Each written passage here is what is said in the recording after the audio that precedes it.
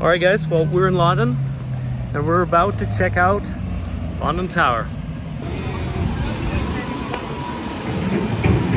There she is.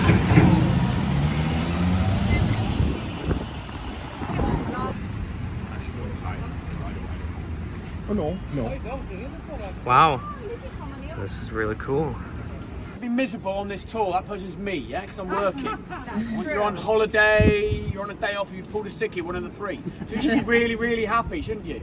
Right? Try and perk me up. It's the last tour today, all right? It's been a long day. I've just got back off my holiday, so I'm feeling jaded. All right? So if you don't perk me up, this is how your tour's going to go.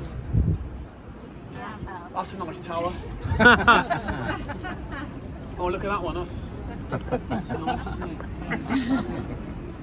So good afternoon. Good afternoon. Better. And welcome to Her Majesty's Royal Palace and Fortress, the Tower of London, which is a World Heritage Site. My name is Yeoman Warder Gary Thynne. For the next 45 minutes or so, I'm going to take you on a tour of the tower, where I'm going to point out some of the more historic buildings, tell you something of their history. Saxon King Harold at the Battle of Hastings. William was crowned King William I of England on Christmas Day of that same year. But he had to continue to fight his Saxon subjects who did not take too kindly to Norman domination. Now William was looking for somewhere to impress and overawe the citizens of London, and he chose a site just inside the eastern city wall where a Roman fort had once stood.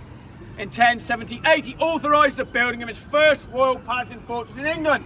Today we refer to it as the White Tower, and it is situated behind those buildings, and up overlooking, it's behind those buildings. Over the next 200 years, successive monarchs continued to add to the defences. The inner ballium, or defensive wall, containing 13 smaller towers, was completed around 1220. This outer wall was completed in 1280, and it contains 6 further towers, all of which are facing south, defend against an attack should it come from the river. And to the north are 2 strong bastions known as Brass and Legs Mount, inside and on top of which would have been mounted cannon, boom, to defend the tower against attack from that direction. Now another part of the defensive system was the moat, which you can see behind you. Yes, you can see this behind you. This was dug during the reign of King Edward I, and it was once filled with water and not an awesome slide as it is today. Yeah.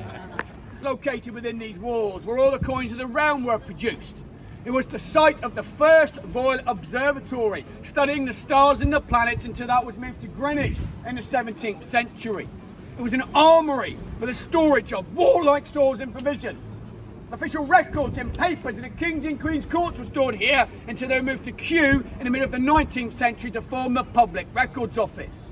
The royal collection of exotic animals and royal beasts were held here in the Royal Menagerie or Zoo until 1835, when they were all moved to Regent's Park to form what we now know as London Zoo. Speaking of executions, there's a place that stands at the top of the hill. It is called Trinity Green, and it stands in an area known as Tower Hill, and that was the site of numerous executions between the 14th and 18th centuries. And over the years, no less than 125 men of noble birth were to lose their heads up there by means of the block and axe. The first victim was Simon Sudbury, Archbishop of Canterbury, who was murdered up there at the hands of peasants in 1381 for daring to introduce a poll tax. 7 years later was the first legal execution on Tower Hill, and that was of Sir Simon Burley, Knight of the Garter. And by remarkable coincidence, the last victim in 1747 was another Simon, Simon Fraser, the Lord Lovat, an 80-year-old Scottish lord who has supported the second Jacobite rebellion led by Bonnie Prince Charlie in 1745. Now, is anybody here called Simon? I'd leave now, Simon. Now just for a moment we're going to pause. In the river, they would tie up alongside those stairs, they would gain access through that archway, which is original, and it dates back more than 700 years. It was at that very archway that King Henry VIII so lovingly greeted his second wife, Anne Boleyn, on the eve of her coronation in 1533. Now he would have seen Anne coming through the archway there, yeah? He would have been mesmerised by her beauty. He would have walked over to Anne.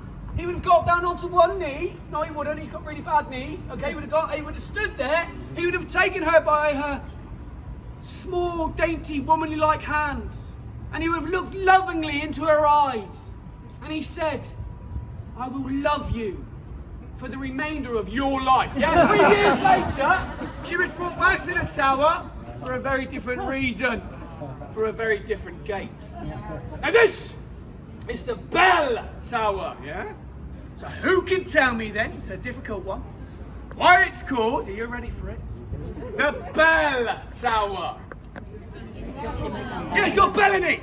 Yes! In 1685, this handsome and popular young man, very much like myself, thank you, was persuaded to stake his claim to the throne by virtue of his uncle James II being a Roman Catholic. Now, to press home his claim, he landed from exile in the west country of England and he marched inland, gathering popular Protestant support in what became known as the Pitchfork or the Monmouth Rebellion. Now, the revolt was crushed at the Battle of Sedgemoor on the 6th of July, 1685, but James Scott escaped the battlefield. He evaded capture for a week, till he was found hiding in a ditch near the town of Ringwood. Condemned to death in his absence, there was no need for a trial. And so 3 days later, he was led out and up onto Tower Hill. And that was to be one of the most botched and bloodiest executions ever to have taken place in English history. The executioner, Jack Ketch, used 5 strokes of his axe to dispatch his victim. And even then, the head remained stubbornly attached to the body. So Ketch pulled his butcher's knife from his belt and he proceeded to cut through the remaining skin, tissue and sinew, blood spraying across his face, down his hand, making the knife slippery. He continued to slice through the flesh. Slicing, slicing, slicing! Are we there yet? To slice, he finally removed the head from the body. But strangely, both the body and the head were brought back inside the tower where they were sewn back together before burial in the Chapel Royal of St. Peter ad Vincula. The reason for this, he was the eldest son of a king. They had forgotten to get a royal portrait of him. So, they stitched his head back onto his body, they dressed him in regalia, and they propped him into a chair. A portrait gallery. Now, it's also believed that the artist did say this was the best sitting he had ever taken. Enough! We're now standing at the world famous, or should I say infamous, Traitors Gate, built on the orders of King Edward I, as it required a safer and more useful entrance into the tower. Now, rather than travel through the narrow, twisting streets of London where convoys could be attacked, stores stolen, or prisoners set free, he decided to use the River Thames as a highway. At high tide, a boat could pass through that gate and unload its cargo in safety. Therefore, that gate was originally known as the Water Gate. And yes, Americans, we had it before you. Not less leaks than yours did. Anyway,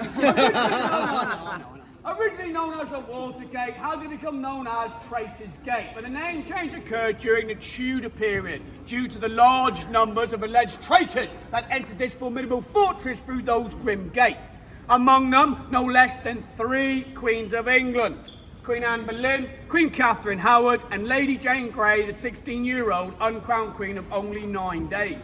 Now, these and many more poor, unfortunate souls would have travelled from their trial at London's Guildhall or the Palace of Westminster. They would have passed through those grim gates and land at these very steps, where they were met by the yeoman jailer and an escort of extremely handsome yeoman warders. To be taken through the bloody tower archway behind you to their cell or dungeon to await whatever fate had in store for them. And for some, it was a short journey to their places of execution.